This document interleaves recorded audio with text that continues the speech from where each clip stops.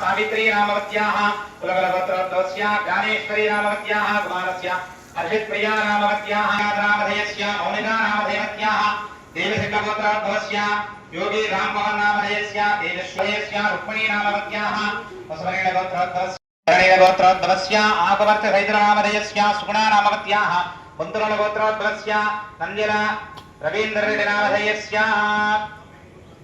नामवत्याः चरण्यवस्य विजयलक्ष्मी नामवत्याः धनलक्ष्मी नामवत्याः आयुष्याभिवृद्ध्यर्थं पडेकुलगोत्रोद्भवस्य नामधेयस्य सुलोचना नामवत्याः राघवेन्द्रकुमार नामधेयस्य भवानी नामवत्याः आयुष्याभिवृद्ध्यर्थं नामधेयस्य रमादेवी नामवत्याः आयुष्याभिवृद्ध्यर्थं श्रीदेवनारेड्डी नामधेयस्य देना नामवत्याः आयुष्याभिवृद्ध्यर्थं अस्मिन् ग्रामे स्थितानां మా కూర్చున్న వాళ్ళందరి గోత్రనామాలు వచ్చినాయి కదండి. అందరూ చక్కగా నడుము నిటవాన్ని శ్రద్ధగా చెప్పండి. అస్మాకం మమ సహ కుటుంబానాం క్షేమ స్థైర్య ధైర్య విజయ అభయ ఆయు ఆరోగ్య ఐశ్వర్య అభివృద్ధి సిద్ధ్యర్థం ధర్మ అర్థ కామ మోక్ష చతుర్విధ పురుషార్థ అనుగ్రహ కటాక్ష ప్రసాద ఫల సిద్ధ్యర్థం మమ జన్మభిః సహ జన్మ ప్రభృతి ఏతక్షణ పర్యంతం బాల్య యౌవన కౌమార వార్ధక వయో విశేషేషు రహసి ప్రకాశే చ జ్ఞాన అజ్ఞాన కృత పాపానాం సర్వేషాం పాపానాం నివృత్త్యర్థం శ్రీ షిరిడి సాయినాథ దేవత అత్యంత పరిపూర్ణ అనుగ్రహే దివ్య రుద్ర చండీ సహిత సుదర్శన దివ్య యాగ మహోత్సవ ఆఖ్యే కర్మణి తదాదౌ శుద్ధ్యర్థం వృద్ధ్యర్థం స్వస్తి పుణ్యాహ వాచనం కరిష్యే ఆదౌ నిర్విఘ్నేన పరిసమ అవాప్తి సిద్ధ్యర్థం శ్రీ మహాగణాధిపతి పూజాం కరిష్యే. చక్కగా మీ మనసులో పంచేంద్రియర్భక్తిపరాయణానాం నిర్విఘ్న శివాక్షరా సిద్ధ్యర్థం రాజ్ఞాం తవత్తదేవాంగర్భావస్మైశ్వర్య భవాం దేశే క్షామణాం వరమహామారీ ప్రవేశాగ్నిజానజనదూరాలే గదువ్యావకారస్య ఆదిమధ్యాంతరహితస్య సాయినాథ దేవత ఆలయ ప్రాంగణే గోశాల ప్రారంభ మహోత్సవ సమయే మహారుద్ర సహిత చండీ సహిత సుదర్శన యాగ మహోత్సవాం కర్తుం యోగ్యనా శుద్ధ్యర్థం వృద్ధ్యర్థం శాంత్యర్థమభ్యుదయార్థం చ మహాజనై సహ శ్రీ సదాశివ ముఖోత్కీర్ణ కారణాగమోక్త ప్రకాశుని ఆ పసుపు అక్షంతలను పసుపు గణపతి మీద ఉంచండి.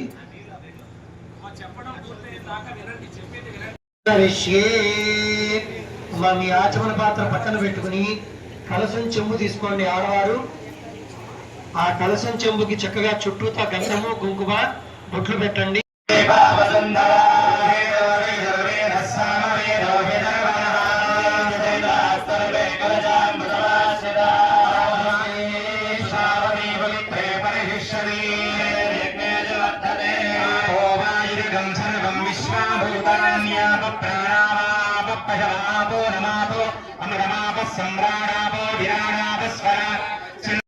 ఓం అసునే దేవ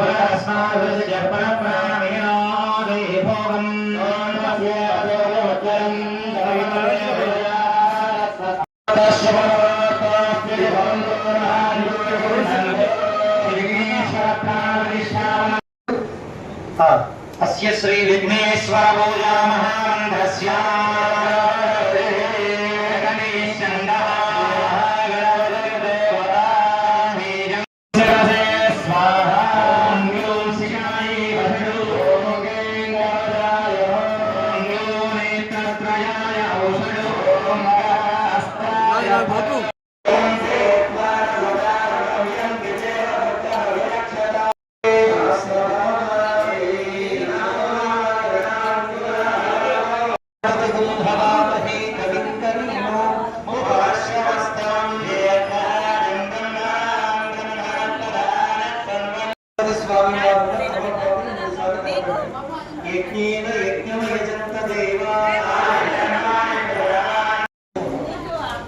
ఇప్పుడు నిర్వర్తించినటువంటి కార్యక్రమం మహాగణాధిపతి పూజ.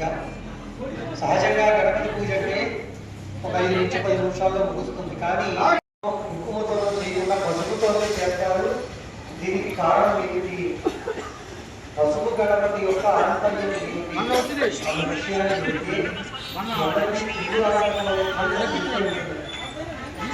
శ్రీశైలానికి తూర్పు దేవాలయం త్రిపురాలయం యొక్క గౌరవం చాలా విశేషం. జనులను మానవులను యక్ష గంధర్వులను అనేక రకాలుగా బాధపెడుతూ వస్తున్నారు. అంటే ఇప్పుడు మనకి పెద్దగా ఈ పట్టణాల్లో గృహిణులు పెద్ద పట్టించుకోరు, కానీ స్టేజీల మీద ఫంక్షన్ దొరికితే సినిమా ఫంక్షన్లు వాడు చూడండి. అంటే నన్ను చూసావా, నన్ను చూడు, ఏదేదో పాట వచ్చింది, చీర కట్టని చూడ, నేను చీర కట్టని చూడ, నేను పూలు పెట్టని చూడ, నేను పూలు పెట్టని చూడ అన్నట్టుగా అమ్మవారు ఆ ఘనమైనటువంటి తాటంకముల యొక్క శోభతో అమ్మవారు అలా బయలుదేరింది. అలా బయలుదేరుతూ ఉంటే మన్మథుడిని పంపించారు దేవతలందరూ. తాటకాసుర సంహారం జరగాలి అంటే శివునికి పుట్టినటువంటి కొడుకు ద్వారానే జరగాలి.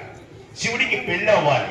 పెళ్లి చేయాలి అంటే మన్మథుడు ఆయన ఇప్పుడు పెళ్లి అక్కర్లేదు అంటున్నాడు కదా, పెళ్లి కలిగించాలి. పెళ్లి కలిగించాలి అంటే అమ్మాయి మీద మోజు జరగాలి, స్త్రీ మీద మోజు జరగాలి. అబ్బాయి స్త్రీ మీద మోజు పుడితేనే కానీ పెళ్లి చేసుకోడు. స్త్రీ మీద మోజు జరగాలి అంటే వాడిలో కామం ఉండాలి. కామం ఉండాలి అంటే అసలు ఈయన గోరి మామూలుగా లేడు అనుకుంటాడు. అప్పుడు మన్మథుడిని పొగిడేటప్పుడు మన్మథుడు పొంగిపోయి నేను పరమేశ్వరుని వశం చేస్తాను అమ్మా. అమ్మవారు బయలుదేరుతోంది, చక్కగా మెల్లగా బయలుదేరుతోంది. మాలిని పువ్వుల మాలాలు కైసేసి వయ్యాది నడకాల పాల ఎక్కడికే కన్నారా నన్నేల కైలాస నిలయాన కన్నారా నన్నేల కైలాస నిలయాన కొలువైన దేవాదేవుని సన్నిధికే. ఇందులో మన్మథుడు వచ్చాడు పూలవాడాలు పెట్టుకొని, అమ్మా బాబు తగదిది తగదిది తగదిది తగదిది తగడి తడవద సుకుమారి తగడిది అండగా మదనుడుండగా నా విని శర్రముల పదునుండగా. నన్ను అడుగు శివుని అడక్కో. శివుడు ఏం చేయలేడు. నన్ను అడిగితే నేను పూల బాణం వేస్తాను. ఒక పూల బాణం. ఎంతటి మగవాడైనా ఎంతటి ఆడవాడైనా సరే అప్పటిదాకా బాగానే చూసుకుంటారు కాలేజీలో. అవునా? ఎప్పుడైతే మన్మథుడి బాణం అని తగిలిందో ఇక వీడు మామూలుగా చోటు. ఇక ఆమె ఒక విచిత్ర చూపులు, ఒక విచిత్ర వేషాలు, నిద్ర పట్టవు. జాగ్రత్తగా ఉండాలి పిల్లలతో. సెల్ ఫోన్ చూస్తున్నారు కదా, దుప్పడ మూసుకొని అన్ని చూసుకుని ఉంటారు. ఏం చేస్తున్నావు అంటే వెంకటేశ్వర స్వామి గారి కళ్యాణం చూస్తున్నాను చెబుతారు. కళ్యాణం గారు బోర్డు గారు ప్రభుత్వం దుప్పడ తీసి తలుపు తీసేటప్పటికి తప్పని నొక్కేస్తారు. వాళ్ళు ఎంత మీద అవునంటే నిజంగా కళ్యాణం వచ్చుకున్నారు. తీసి మా అమ్మాయి చాలా మంచి అమ్మాయి. అలా కాకుండా ఈమె చాలా గొప్పది, నాకు నీ సహాయం అక్కరలేదు అన్నట్టు. ఎందుకమ్మా ఇంత ఘోరమైన తపస్సు చేస్తావు? పరమేశ్వరుడు నేను బాణాలతో వేస్తాను. ఇన్ని రోజుల నుంచి నీవు తప్పిస్తున్నావు కదా, కళ్ళు తెరిచాడా? సరే అమ్మ వినలేదు, అమ్మకు సహాయం చెయ్యాలి అనుకున్నాడు పాపం. అనుకుంటే భార్య వచ్చింది రతీదేవి. స్వామి, శివుని జోలికి పోకండి, ప్రకృతిలో ఎవరి జోలికి పోయినా పర్వాలేదు, కానీ పరమేశ్వరుడి దగ్గరికి వెళ్ళదు. అమ్మాయి, నువ్వు నాకు చెప్పేదేంటి? ఆడదానివి, కోస్తా అలా అనకండి, నా మాట. శివుని దగ్గరికి వెళ్ళండి. మీరు కనుక అక్కడ వెళ్ళారనుకోండి, శివుని దగ్గరికి వెళితే అంది పాపం. నువ్వు ఏడ్చినా, చీవుడి కార్చినా, ఏం చేసినా నేను పోతా. పోవద్దు స్వామి, పోతా. పోవద్దు స్వామి, పోతా. పోతా పోతా అంటే ఏం చేస్తా? పోను మహారాజు పెట్టుడి, ముద్దయ్యా చూతురుండి. పాపం అయినప్పటికీ భార్య కదా, కొంచెం అన్నా గబగబా వచ్చేసింది. ఇంతలో అమ్మవారు వచ్చింది, పరమేశ్వరుడు చుట్టూ చేరింది. శరణం భవ శరణం భవ శరణం భవ స్వామి పరిపాలయ పరిపాలయ. వద్దు అమ్మా, వద్దే ఆ పిల్లలు అంటే సార్ నాన్న, ఆయన సంగతి నీకేం తెలుసున్నాను, నన్ను తిట్టినా పర్వాలి, ఆయన దగ్గర నాన్న సర్వస్వం అయినాను. నువ్వు అలా మైకల్లో పడిపోతావు. కానీ పరమేశ్వరుడు కదా, ఆయన కామానికి వారసగాడు. ఎప్పుడైతే ఒక్కసారి ప్రాణమని ఉంటాడో కళ్ళు తెరిచాడు. కళ్ళు తెరిచి ఎగిరి దూకాడు. ప్రభుల్లని పంకజ ప్రపంచకాని వచ్చకమిగం విగంధగంధర రుచిప్రబంధగంధరం స్మరచ్చిరం పురచ్చిరం భవచ్చిరం మరచ్చిరం గజచ్చిరం గజచ్చిరం దరం గజచ్చిరం అజే అహర్వ సర్వమంగళాకళాకరం మమంజలీల సప్తవాకమారుణీయం వరామభూమత స్వాంతకం పురాంతకం మహాంతకం మహాంతకం గజంధగంధగంధగం గజంధగంధగం. మూడవ నేత్రాన్ని ఒక్కసారి గెలిచాడు.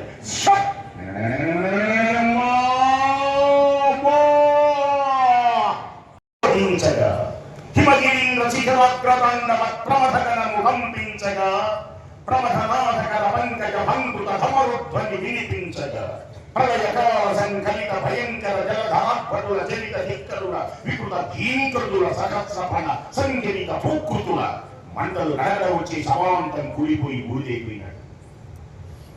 పరమేశ్వరుడు మీద కూడా కళ్ళు మూసుకున్నాడు. అసలు పార్వతీదేవిని చూడ, ఆయన చేసిన పని ఏంటి? మన్మధుడు వెళ్ళద్దు వెళ్ళద్దు అంటే విన్నావా? ఆడవాళ్ళ మాట విన్నవాడు బాగుపడతాడు స్వామి. ఈ మధ్య కరోనా వచ్చింది స్వామి, అందరూ బాగుపడాలి అంటే మాస్క్ అనేది నోటికి పెట్టుకోవాలి స్వామి, లేకపోతే ప్రమాదం స్వామి. అక్కర్లే అంటే ఇబ్బంది పడతావు స్వామి. కాబట్టి బయటికి వస్తే మాస్కో, ఇంట్లోకి వెళితే మూసుకో. ఆరోగ్యంగా ఆనందంగా ఉండాలి అంటే, అంతేగాని ఇంట్లోకి వచ్చి కోస్తా సంపుతంగా చెప్పేది వాటనట్టు కింద ఈ వేషాలు వేయకూడదు. ఇంట్లోకి వెళ్ళగానే దేవి, స్వామి మీకు చపాతీలు ఇష్టమా, దోశలు ఇష్టమా? దోశలు వేయదేవి. అదే అనుకున్నా స్వామి, అనుకోకపోయినా సరే. దోశలు ఏమంటున్నాడు, చపాతీలు ఏమంటే చేస్తాడు. అది పొద్దున్న కాంటాక్ట్ ఆపడానికి వచ్చాడు అనకూడదు. వెంటనే మనం ఏం చేయాలంటే తగు తప్పదు, ఇవి తిప్పితే సరే. అసలు అదే అనుకున్నాను స్వామి, నా మనసు మీ మనసు ఒకటే, అలా అనాలి.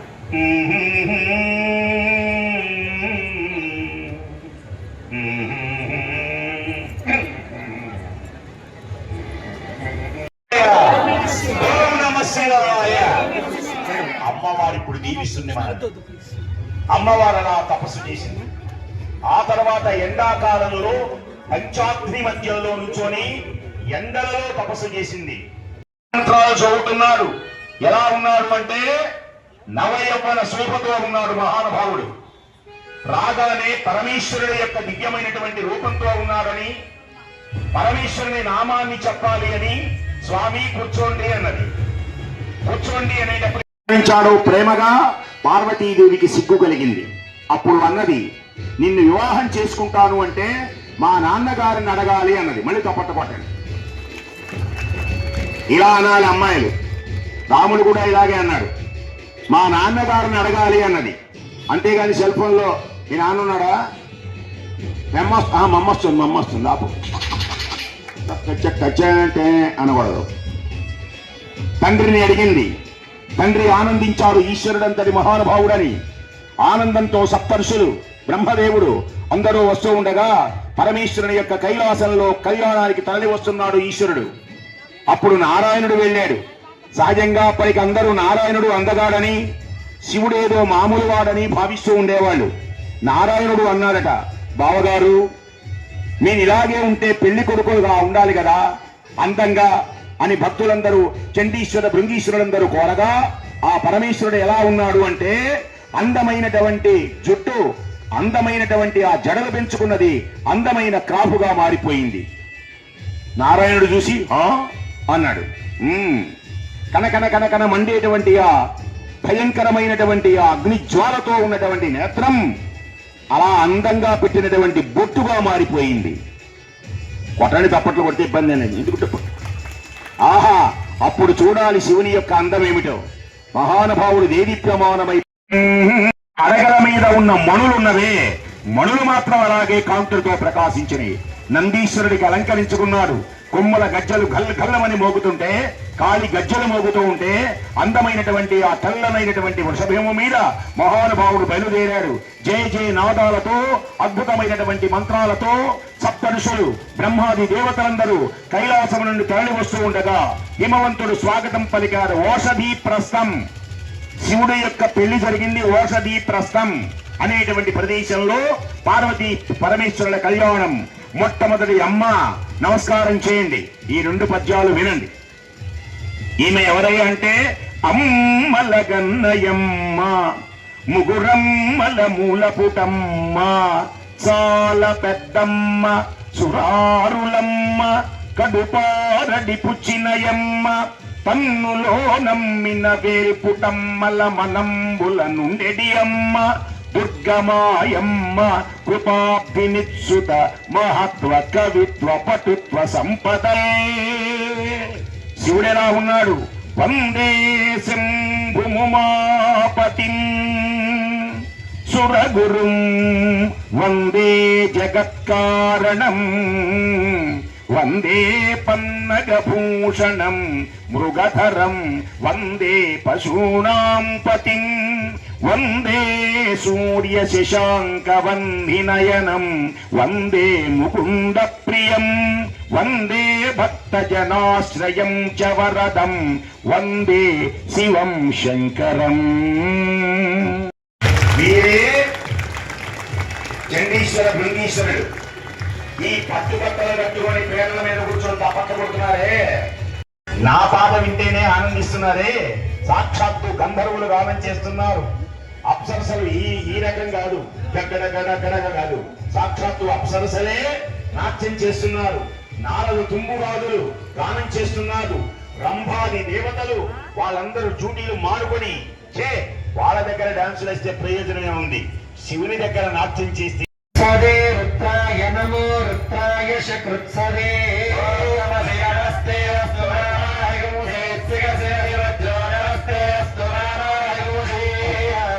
శకునే సామగాయసి బ్రహ్మపుత్రైవ సవనేష శగుంససి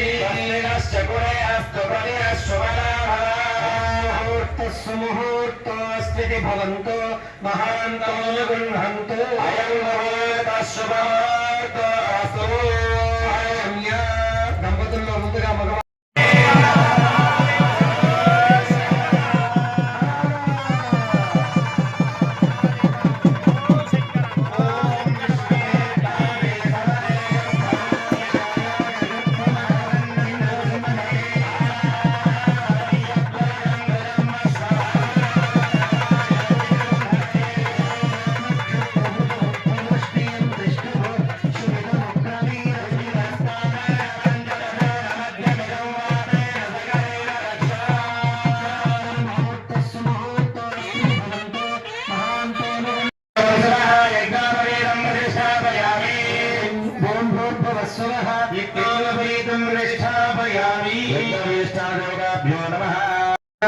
యజ్ఞోపవీతమితి ఉపవీతం సమర్ప్య అమ్మవారిని వివాహమందుట కొరకై శ్రౌత స్మార్త నిత్య కర్మ అనుష్ఠాన యోగ్యతా ప్రసాద సిద్ధ్యర్థం స్వామివారికి యజ్ఞోపవీత ధారణ కార్యక్రమం జరుగుతున్నది. అర్చక వరేణ్యులు ఆ యజ్ఞోపవీతాన్ని చూపిస్తూ ఉన్నారు, దర్శించి ధరించండి.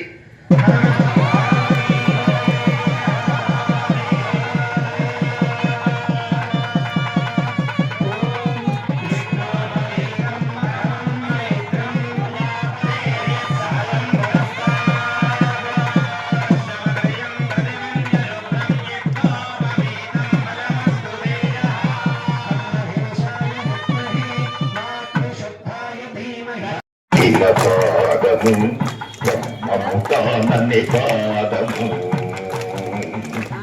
చల్లకి బసుట కొలిచినది పాదము ఫలితల మోపిన పాదము చల్లకి బసుట కొలిచినది పాదము ఫలితల మోపిన పాదము తలపక గగనము తన్నిన పాదము బలనిపుగాచిన పాదము బ్రహ్మ కదిగిన పాదము బ్రహ్మము కానని పాదము పరమయోగులకు పది విధముల పరమొసగడి నీ పాదము పరమయోగులకు పది విధముల పరమొసగడి నీ పాదము తిరువెంకటగిరి దిగమని చూపిన పరమ పదము నీ పాదము బ్రహ్మ కదిగిన పాదము బ్రహ్మము కానని పాదము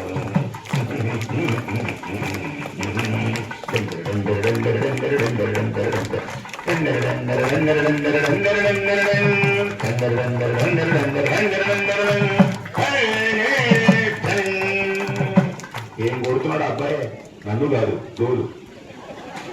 చూడటానికి చాలా చిన్నవాడు, చాలా అభివృద్ధి చెందుతావు బాలక, నెరవేరును నీ కోరిక.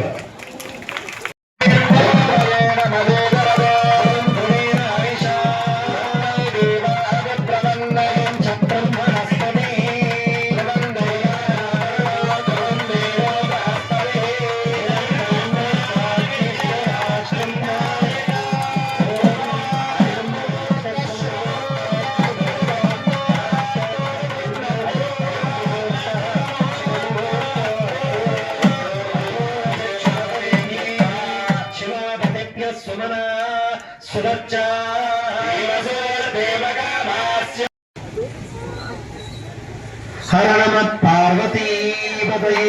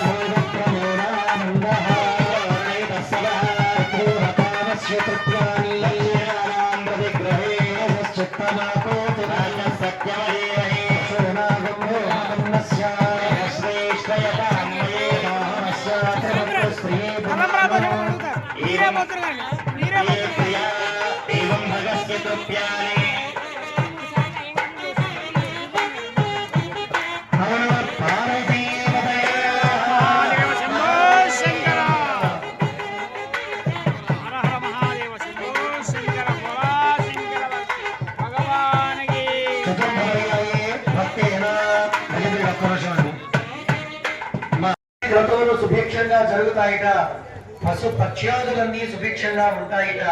అటువంటి తలంబ్రాలని సమర్పిస్తూ ఉన్నారు దంపతులు కూడా. శ్రద్ధగా ఆ కార్యక్రమాన్ని తిలకించవలసిందిగా మరి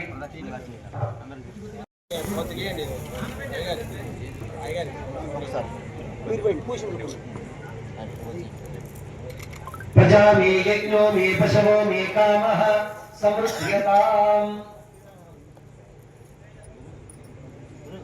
సంధి రావడం వల్ల బాగా వచ్చింది, కానీ చాలా ప్రాలు అంటే బియ్యం, తల మీద పోసుకుండేటువంటి బియ్యం, అక్షతారోపణం. దేనికని అంటే ఇది ఆశీర్వచనంలాగా ఉండదు. జల జల జల జల జల జల జల జల జల రాలాలి, ఇంకా రాలి ధాన్యంతో, పశువులతో.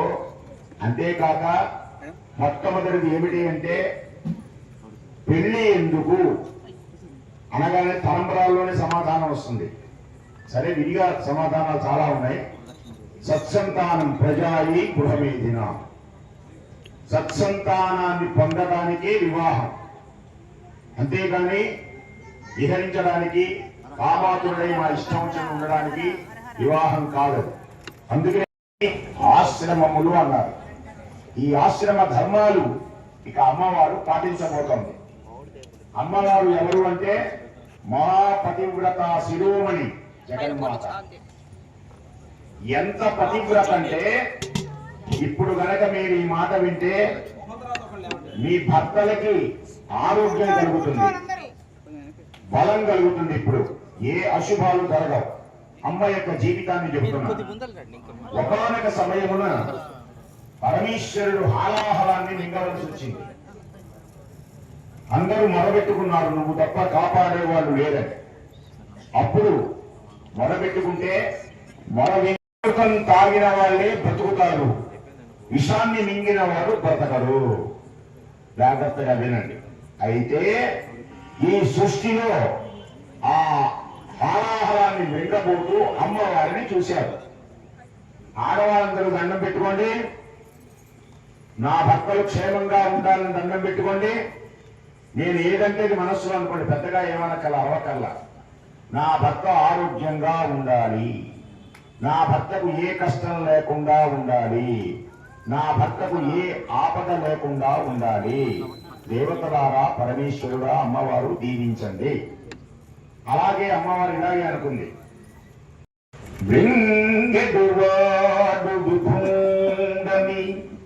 పద్యం వినండి, శుభం జరుగుతుంది. బృంగెడువాడు విభుంగని బృంగెడు నది కరళమణియు మేలని ప్రజకు మృంగుమని సర్వమంగళ మంగళ సూత్రంబునెంత మది నమ్మినదో. మంగళసూత్రం ఇంత గొప్పది అని అమ్మ గ్రహించి మంగళసూత్రాన్ని అలా తాకి ఇక బృంగండి అండి, చెయ్యి తీల మంగళసూత్రం మీద అలాగే తాకి మింగుదామనుకున్నాడు. లోపల బయట లోకాల కనుక అక్కడి కంఠంలో ఆపేశాడు. ఆ మంటకి గొంతు నల్లబడిపోయింది. కాగిపోయినా గొంతు నల్లబడిపోయినా ఈశ్వరుడికి ఏమీ కాలేదు. తర్వాత బలిచక్రవర్తికి పోస్టింగ్, ఆ తర్వాత హరిశ్చంద్రుడికి పోస్టింగ్ సీనియారిటీ లిస్ట్ లో. ఆ తర్వాత మీరెవరైనా ఉంటే ట్రై చేస్తే చేయొచ్చు, అది మనకు తెలియదు. ఎవరి పుణ్యం ఎలాంటిదో తెలియదుగా. అలాగే శాశ్వతంగా ఊరుదామనుకున్నటువంటి దేవతలు ఎవరూ లేరు. కాబట్టి అలాంటి శాశ్వతుడై నిత్యుడై ఉండడానికి అమ్మవారి యొక్క దివ్యమైనటువంటి మంగళసూత్రం. ఆనాడిగా తరంబరాలు పోసుకున్నారు. ఒకరికొకరు తరంబరాలు పోసుకొని ఒకరికొకరు ఆనందించి శివయ్య పెళ్లి కొడుకాయనే మన శివయ్య పెళ్లి కొడుకాయనే మన పార్వతమ్మ పెళ్లి కొడురాయనే మన పార్వతమ్మ పెళ్లి కొడురా. పెద్దలకు ఇస్తున్నాం. తదుపరి ఏం చేయాలి అంటే ఎవరన్నా పాట పాడగానే తప్పక మొత్తం నేర్చుకోవాలి. ఇప్పుడు మీ అమ్మాయి మీ మనవరాలు ఎవరన్నా పాడిందనుకో, అదివో అల్లదివో శ్రీహరివాసము 10,000 శేషుల పడగలమయము అని పాడిందనుకో, సరిగ్గా బాగాలేదు అనకూడదు ఓ 3 ఏళ్ళ అబ్బాయి తీసుకొచ్చింది హాగా మా అబ్బాయి పాడతారండి పాడమ్మా అన్న కోదల్లా తుప్పదారమ్మ పోతుంది పోతే వారు ఈ మెల్లో అనకూడదు. ఒకవేళ ఎవరి దగ్గర చిన్న లోపం ఉన్నా అందంగా చెప్పాలి. లోపాన్ని కూడా ఎలా చెప్పాలని తెలిసిన పోతావు అనకూడదు. అట్లా అనకూడదమ్మా, పెద్దగా అరవకూడదమ్మా. నువ్వు అరవా నాన్న మీద అన్నా సరే అది వేరమ్మా, ముద్దుగా మాట్లాడాలమ్మా, ఈ నాన్న మంచివాడమ్మా, తల్లి దేవుడు బాగా వాయిస్తున్నాడు, సన్నయ్య బాగా వాయిస్తున్నాడు, చిన్నపిల్లలైనా ఎక్కడ పట్టుకొచ్చారు సూర్యాపేటకి అందాన్ని తెస్తున్నారు కానీ ఈ మధ్య గొప్పగా రాలేదు అని అనకూడదు. ఉత్సాహపరుస్తుంటే వాళ్ళు ఇంకా ఇంకా ఇంకా చేస్తారు అని అనవసరంగా అమ్మని కూడా తెలుస్తారు. కాబట్టి జాగ్రత్తగా మృదువుగా కాకెమ్మ చేసి కొనిన కర్మమేమి. మా గుంటూరులో చదువుకున్నాను నేను మొత్తం.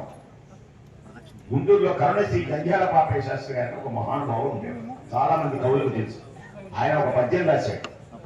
కాకెమ్మ చేసి కొనిన కర్మమేమి, కోకిలమ్మ చేసి కొనిన పుణ్యమేమి, మధుర భాషణమున మర్యాద కటించు లలిత సుగుణ జాల తెలుగు చూడగానే దాయి అంటాం.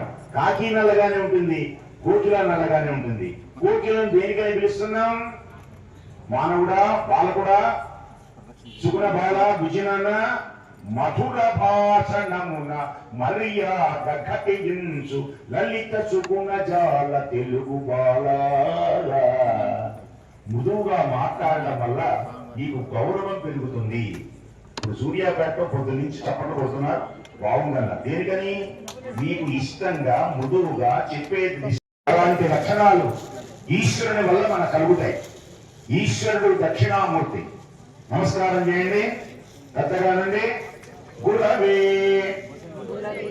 సర్వలోకానాం పిశజే భవరోగిణాం నిధయే సర్వ విద్యానాం శ్రీ దక్షిణామూర్తయే నమః.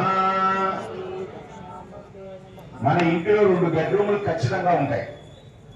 ఒకటి ముసలోళ్ళ బెడ్రూము, రెండోది చిన్న పిల్లలు. మర్రి చెట్టు కింద కుర్ర అబ్బాయి, ఆ కుర్ర అబ్బాయి కింద బోలు పండిన ముసలోడు ఉంటారు, నలుగురు. ఆయన ఇలా పెట్టి ఉంటాడు అన్నమాట. ముద్ర, చిన్ముద్ర తీసుకొని ఉంటాడు, ఏం మాట్లాడు. ఆయన గురించి చాలా విశేషాలు ఉన్నాయి. అలాంటి బొమ్మ పెట్టి రోజు దానికి నమస్కారం చేసుకొని చదువు మొదలు పెట్టండి. రోజు చూస్తారు, మరి చూస్తే చాలు. వాళ్ళు చూడగానే అఖండ జ్ఞానం వస్తుంది. కాబట్టి చాలా ఇళ్లలో ఇది చెప్తే చాలా మంది హైదరాబాద్ ఇళ్లలో ఉన్నాయి. అంటే చదువుకునేటువంటి పిల్లల గదిలో చిల్డ్రన్స్ గది అంటారు కదా, లేదు కొందరు డూప్లెక్స్ ఇల్లు కడతారు. డూప్లెక్స్ ఇళ్లలో నుంచి మెట్లు, ఆ ఇళ్లలో నుంచి మెట్లు ఎక్కుతున్నప్పుడు పిల్లలు దిగుతూ ఉంటారు.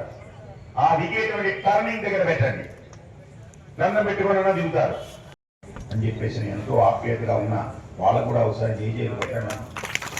పనిచేసినటువంటి వాళ్ళని మెచ్చుకోవాలి, తెలిసిందా?